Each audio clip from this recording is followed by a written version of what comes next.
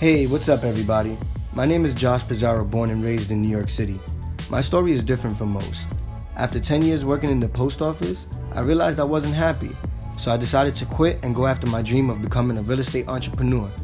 While on my journey, I have encountered many struggles that have taught me the resilience needed in business. This is my story. Now I bring you stories from other entrepreneurs and their hustle to success. This is the JTB Podcast.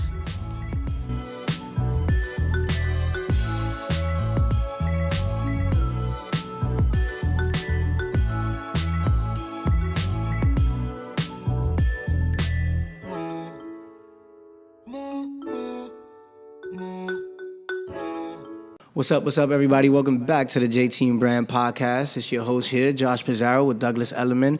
And I have a special guest here, Naomi. I didn't get your last name. Naomi Pena. Pena, okay. So Naomi actually is the city... What is it? I'm sorry. We're going to give your title out now. Yes. I am a CEC1 president. Acronym stands for Community Education Council, president for School District 1. Okay.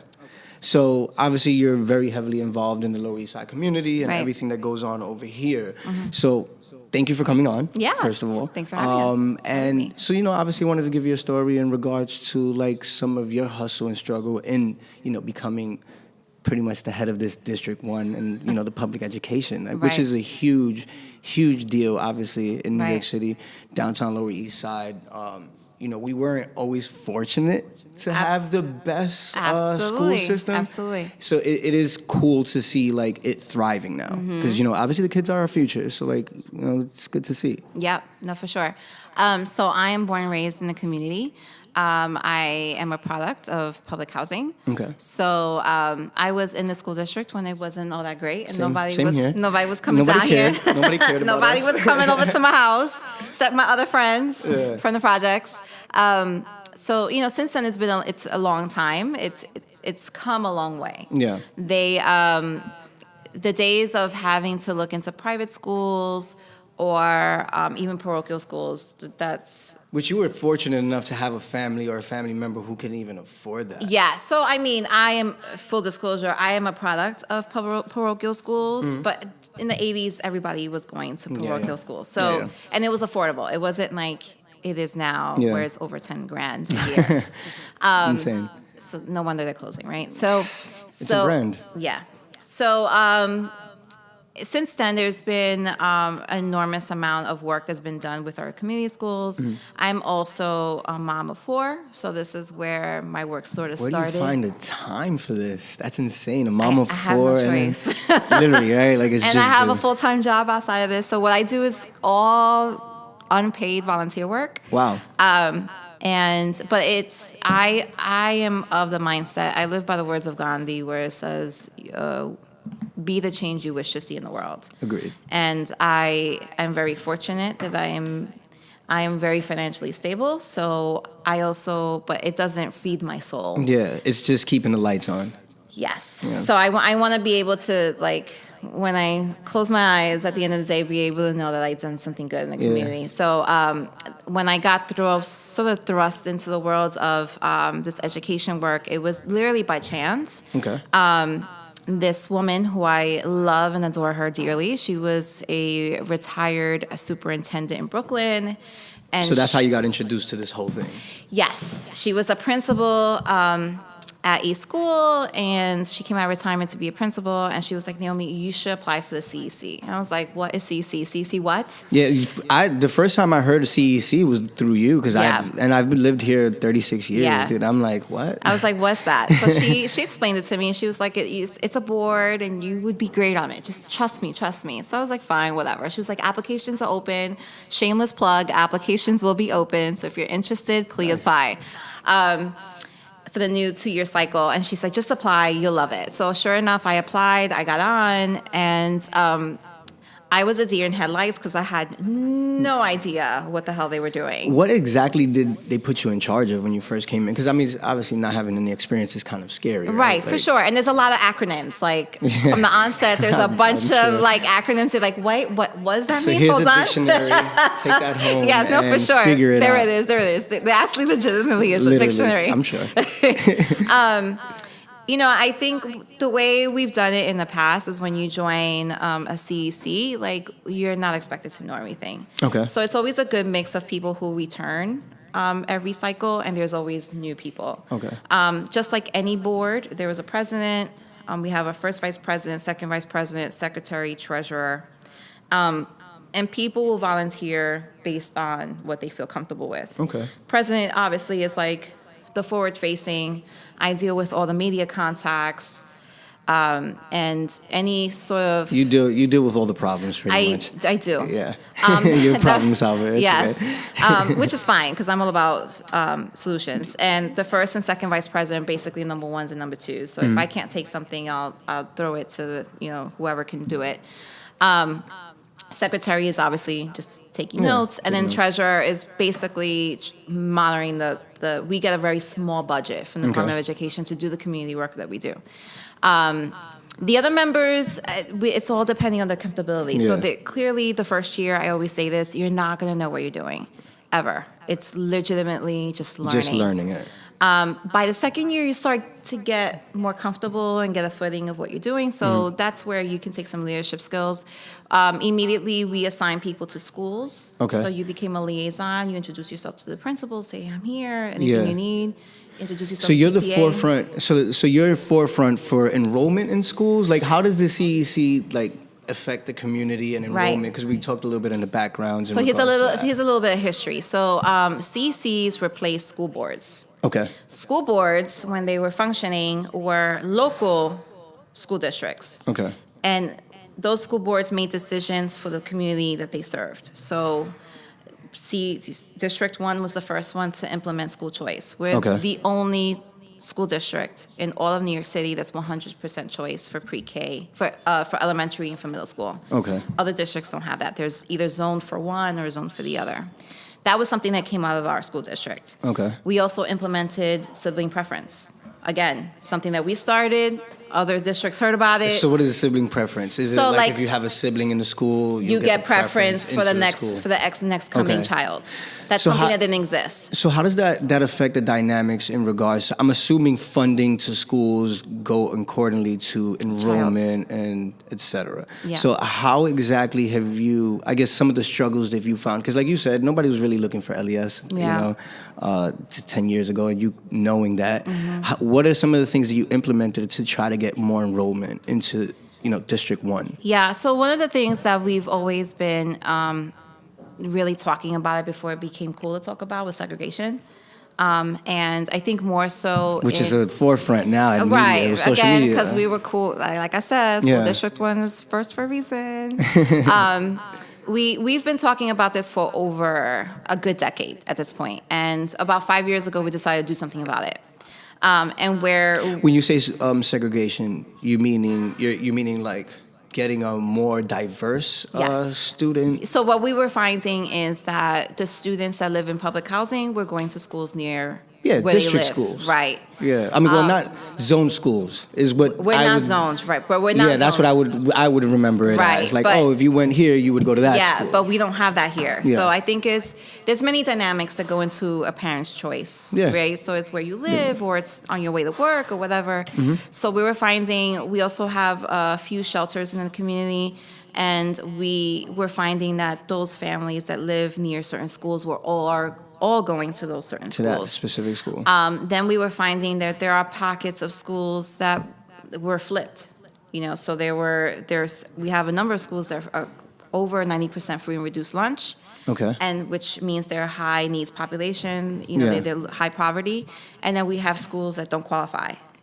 And So what exactly goes into that? So do they look at like incomes of parents? Yeah, so it's self-reporting. Okay. When your child goes to school, there's a form that they give you for school lunch. Okay. The city did pass a number of years ago universal free lunch, so no one pays, but still self-reported. And based on those forms that you can either fill out in paper or online, they assess the population that they have. Okay. So families assess their income ranges, and based off that, they are able to then report to the city, state, and federal government what their qualifications are. So it sounds like the relationship has to be directly with the parents Right. in order to get the enrollment. Oh, for sure. obviously. Oh, yeah. Yeah, like If I'm a parent that went to PS 140, let's just say, Right. I'm gonna put my kid in PS 140. I went there. I know. Right. It's okay.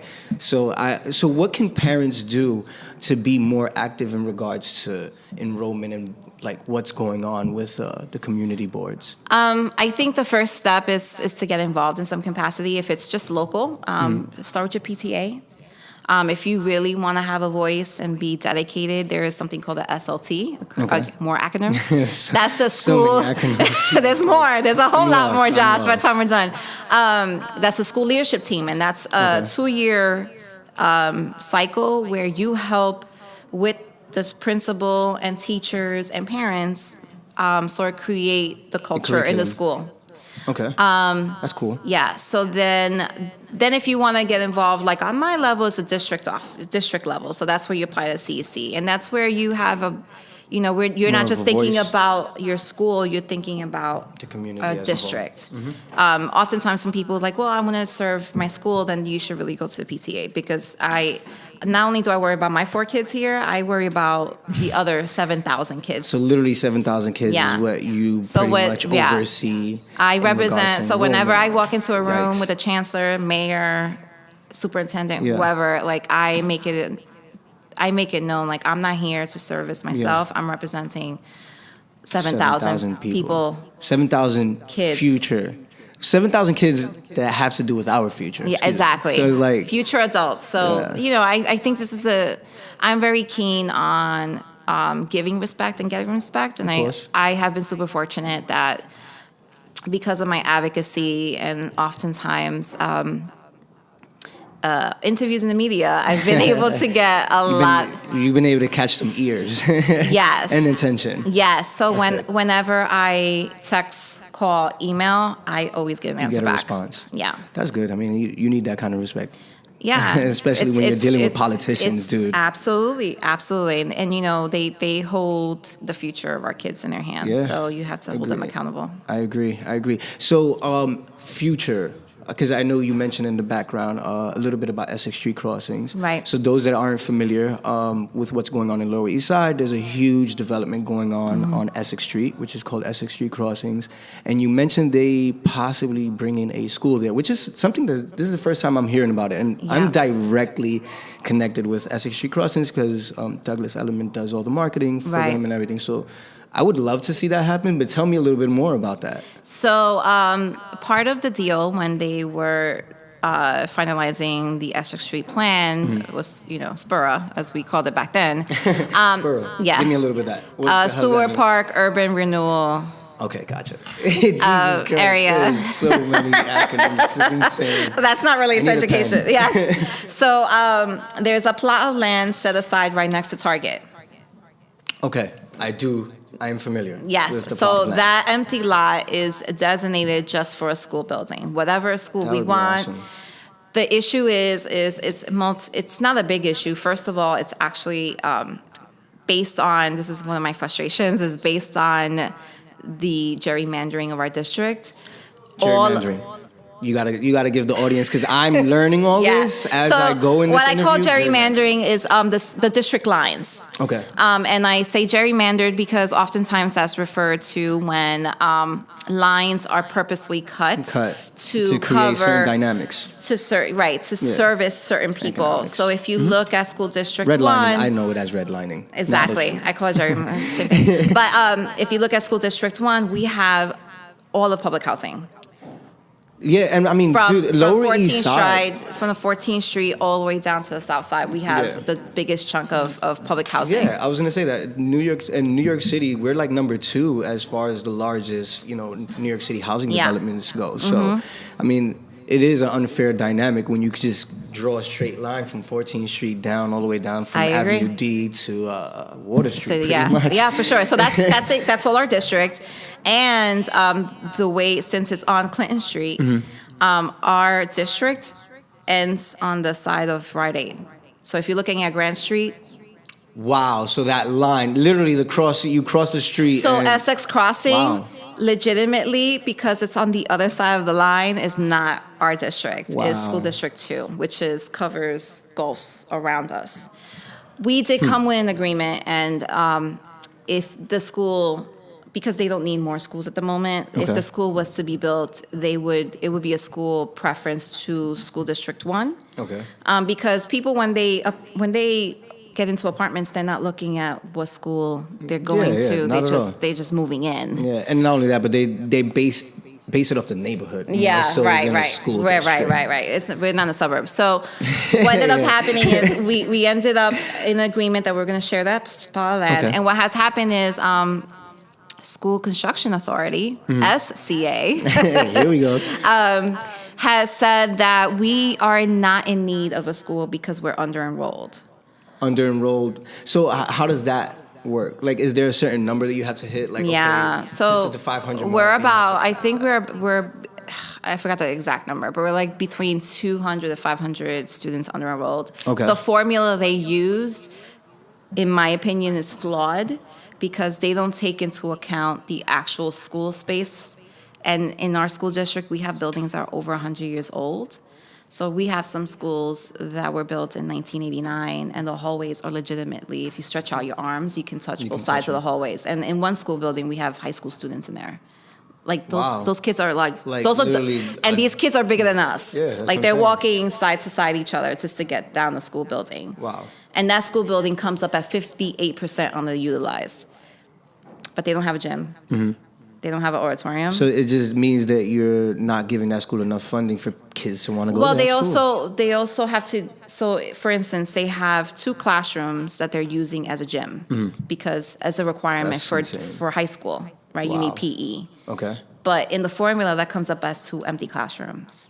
Wow. It doesn't come up. It doesn't come up as a gym. Right, It's, as a which utilized space. people are using. Exactly. So this is where I'm saying that the formula is skewed because it doesn't really Who creates highlight this formula? Is it like the a city. politician?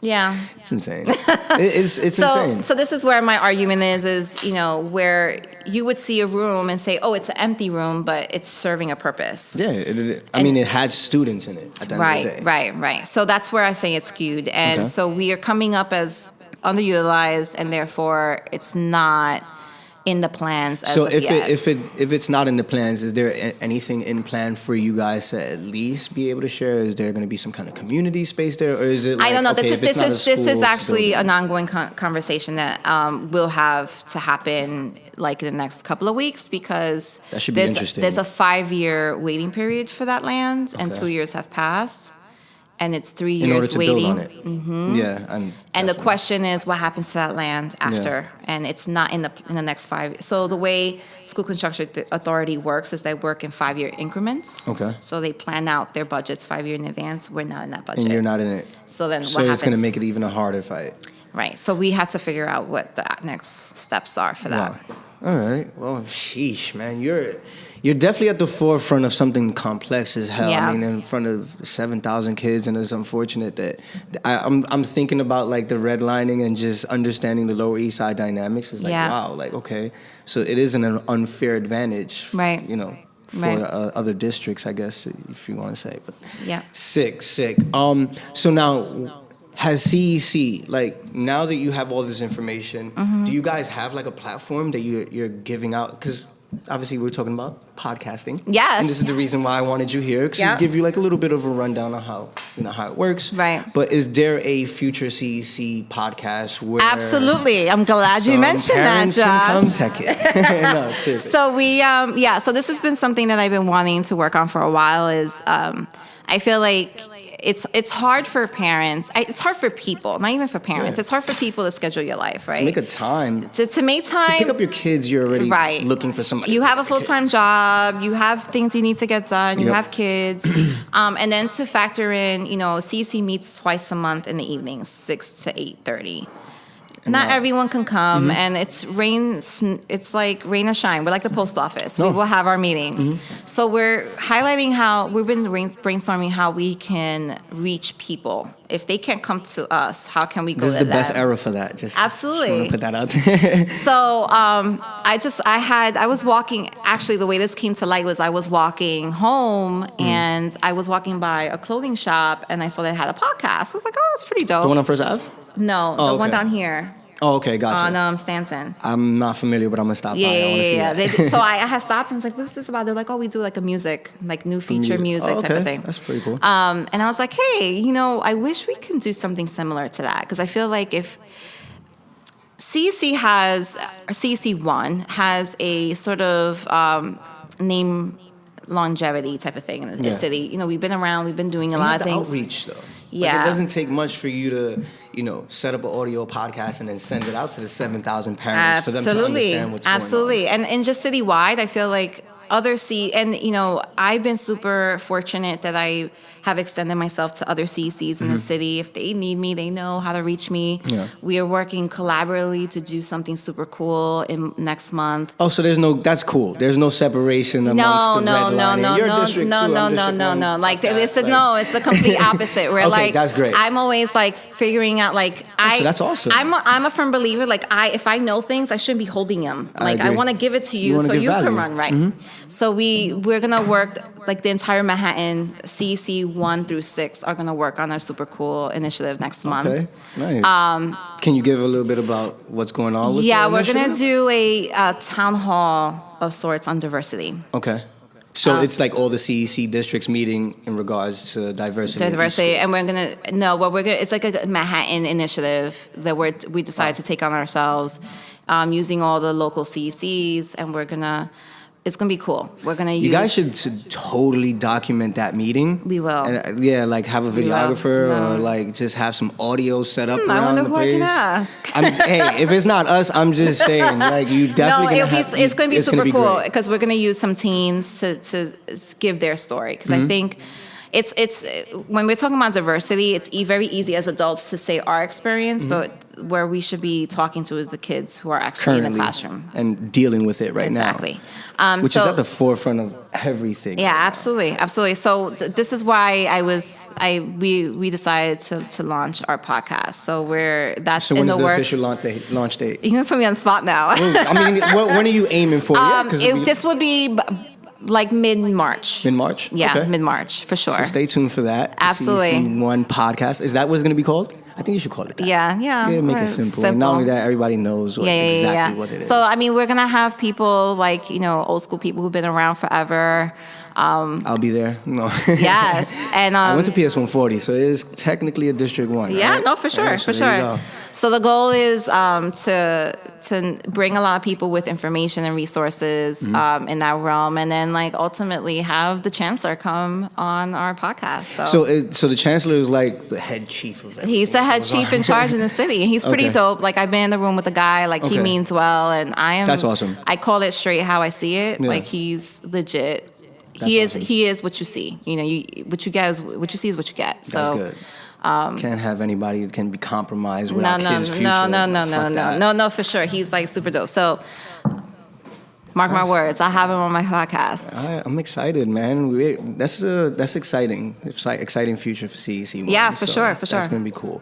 But I guess if you want to leave the audience with any future projects that's going on with CEC1, any future meetings, and then just how they can get involved with CEC outside of the podcast and things of that nature. So CECs have meetings twice a month. They are every other Tuesday. Depends on the month because like this month we don't have. I think we have two, but it's weird. But technically, we have two meetings a month every Tuesday, 6 to 8:30 at PS 20, 166 Access Street, on the corner of Houston. If you want to get involved, it's super easy. There's a quick Google, cec1.org. You can also email us at cec1@schools.nyc.gov. That's difficult. I know. We'll put that on the screen, though. cec1@schools.nyc.gov. If you sign up to be on our mailing list, we constantly blast information out. If it's not just related to our meetings, but resources in the community, because I'm big on that. Like I feel like we need to connect people with resources. Yeah, so from scholarships to trainings to workshops. We're also shameless plug. We're also doing no shameless plugs. We have to plug everything. We're doing a special ed workshop this Saturday.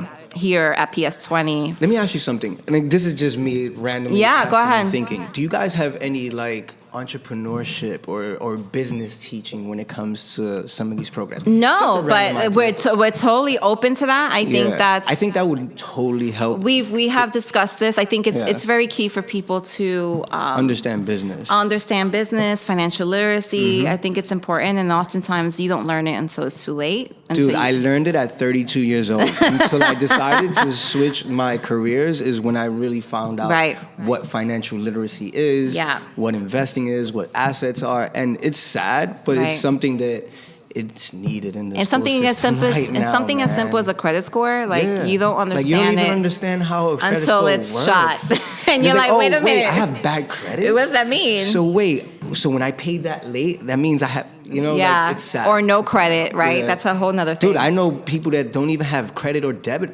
debit cards, or don't even know how to open up a bank account, which is, Right. it's as simple and standard as it Yeah, gets. yeah. So, I mean, definitely, I think this is something. So, this is something that my mission as far as MCC is president is to connect people with resources. So, if it means we're doing these generic workshops, one specific to special ed, but we've done other workshops, bullying. We've done a literacy one. So, like, if there's one that we want to partner up with, let's do it because Definitely, we have listen, time and I'm we all can do for it. All right, cool. I'm all for it. Yeah. Exciting. So before we go though, is there anything that you want to highlight? Any current, like, I guess, things that you're fighting against so that people can get involved with that? So the only one project we're working on is an initiative that we started 5 years ago, and it's a missions policy that, again, CSU District 1 was first in the city to do it. So this is year one of implementation, and we're still navigating those numbers. But it hasn't been in the media too much. I'm sure it will be soon because numbers are coming up, and we're working on.